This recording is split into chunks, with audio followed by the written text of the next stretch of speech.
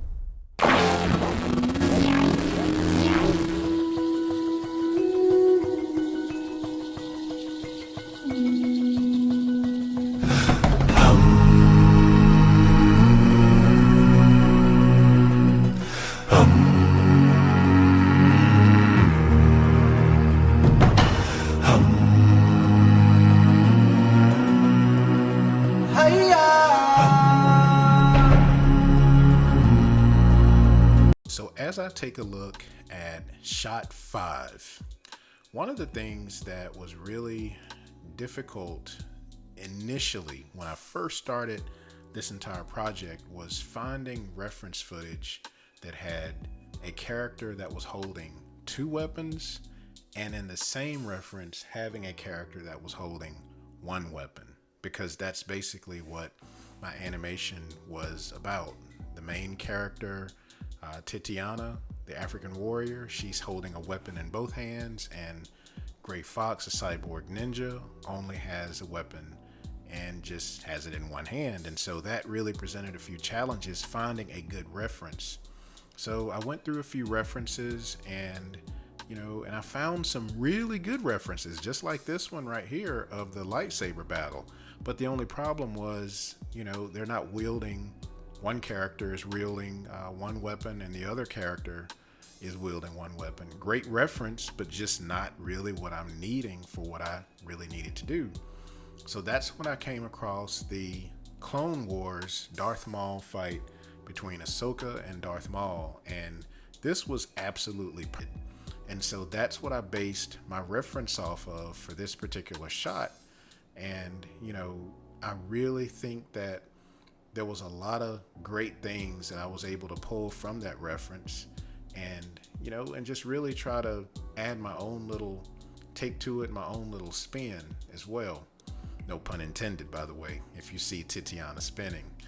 But anyway, one of the interesting things as well during the initial part of this was really trying to get the environment just right, because if you can see in this particular shot, you can see where the background kind of has that image plane where there's a sunset. And the more that I thought about it, I was like, I just don't know that that's really truly reflecting what Maya can do. I don't think it's really reflecting what I can do.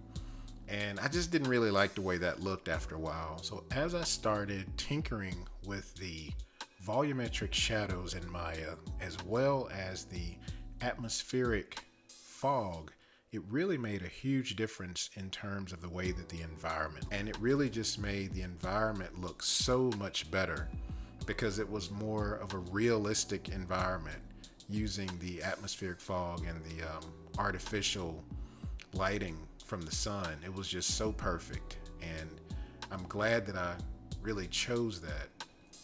And so, when you really look behind the scenes, if you just dig a little deeper in this, you can also see just how when you're in Maya, and see, this is what a lot of people don't see who are not animators. You can see in Maya where the character that I'm highlighting right now, I'm selecting the character's hand, and everything that you see in that graph editor down at the bottom represents a key that was done at one point to move the hand at that particular point. And then if you move on, a little bit more, I'm selecting the waist, and you can see all of those keys. And see, the thing is, all of those keys, like I said, represent a moment where you had to actually move the character to get all of that. And then when you select all of the joints and all of the curves for both characters, then this is what you have down here at the bottom, which is a real big mess, but it represents so much work that went into this shot just to make it come to pass. And animators know what I'm talking about, but this was definitely a lot of work. Very tricky rig, like I've mentioned before, with Gray Fox, with all of those controls, but I'm just proud that I was able to pull that off, and I really believe that shot turned out really well. So now we are moving on to shot 6. So as I move into shot 6, we're looking at some of the rough blocking that was done initially, and once again, you can see just how the background image plane just has that sunset look, and it's just not real dynamic. It's just kind of flat. It doesn't feel real. And so once again, that's where the artificial lighting really came into play with the volumetric shadows and the atmospheric fog. It really made just a huge impact, I believe. And it really just brings out that golden sunset, what I was really wanting to show in this piece. As you guys know, as I've said before, I love sunsets, and I just knew that if these fighters were going to be on a cliff, I knew that I really wanted that sunset to really just look great. And you can really see and appreciate how it looks as the sunset is just lighting up those rocks of the mountain on the background. It just really, really came across really, really well. And so once again, using the reference for the Clone Wars between Darth Maul and Ahsoka, and just having two characters that had the weapons as a reference was absolutely perfect. And I'm really just proud of the way this shot came out. And really, this was a shot that took quite some time, just because, I do think that with the Gray Fox character, there were a lot of controls that were necessary. I just felt as though some of the controls that were there, I didn't really feel like they had to be there. And because of that, it just caused a few hiccups here and there. But in the end, it turned out really well. And I really love the Gray Fox character because it renders so well. That's one of the things. It's just such a beautiful character, as well as Titiana. And you can really appreciate the rim light that's really coming alongside Titiana's right side.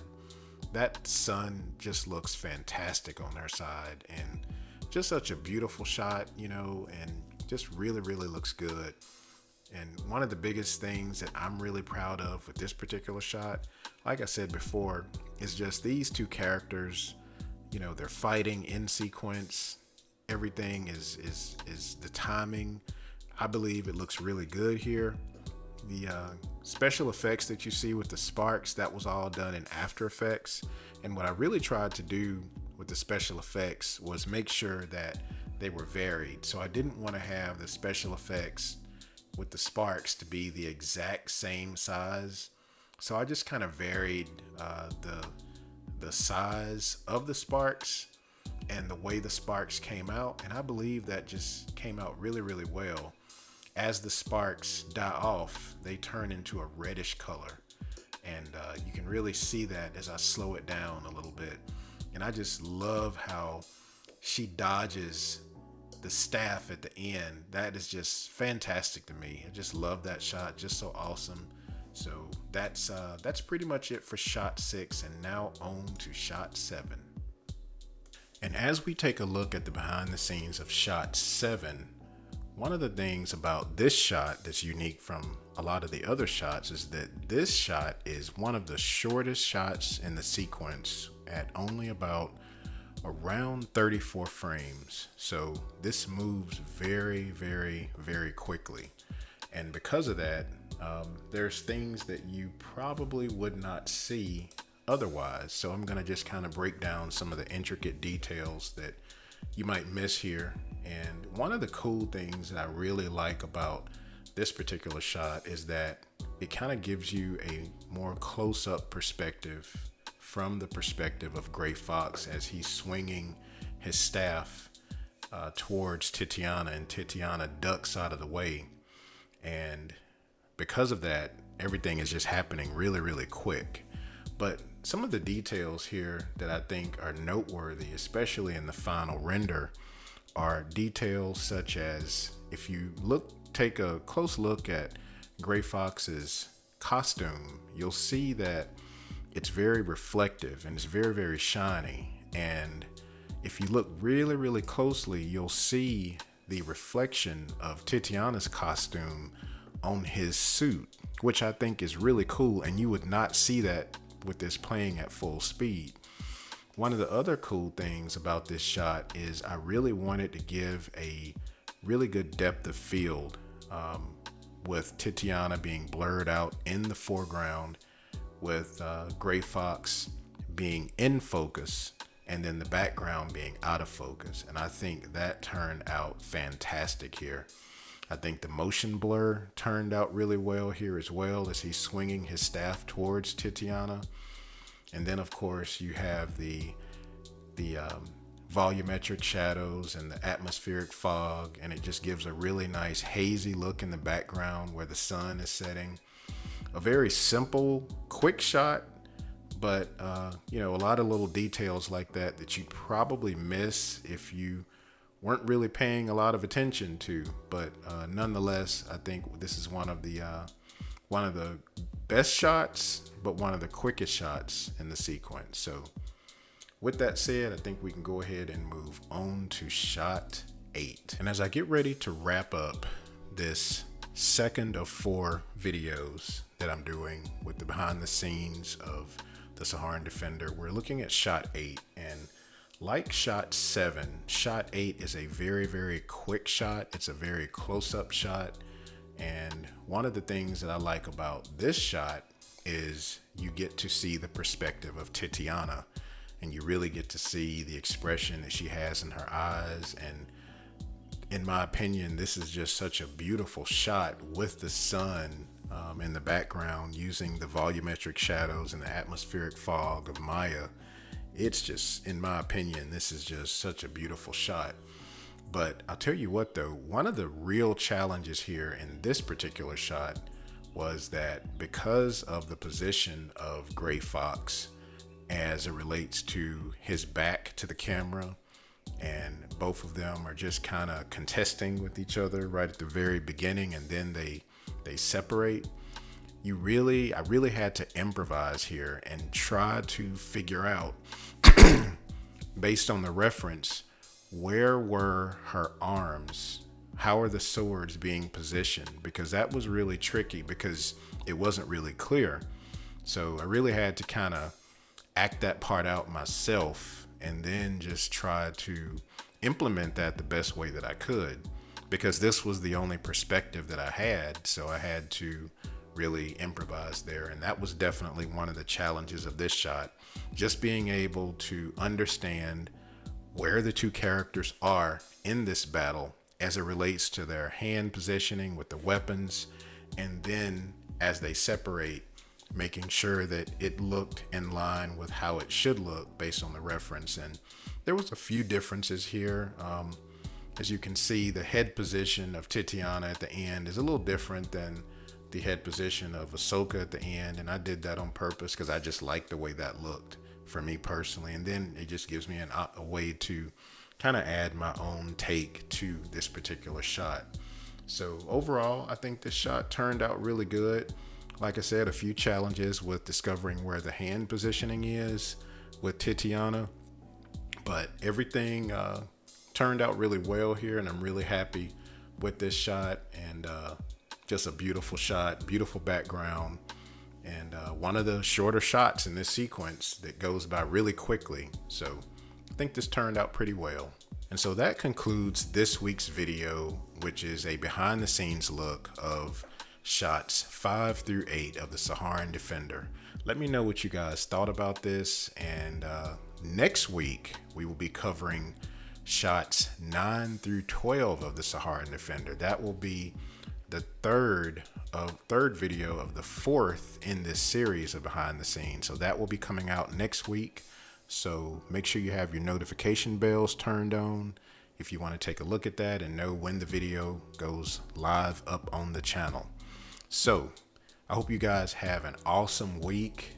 All you creators out there, all you animators, continue putting out that great work and just inspiring everybody.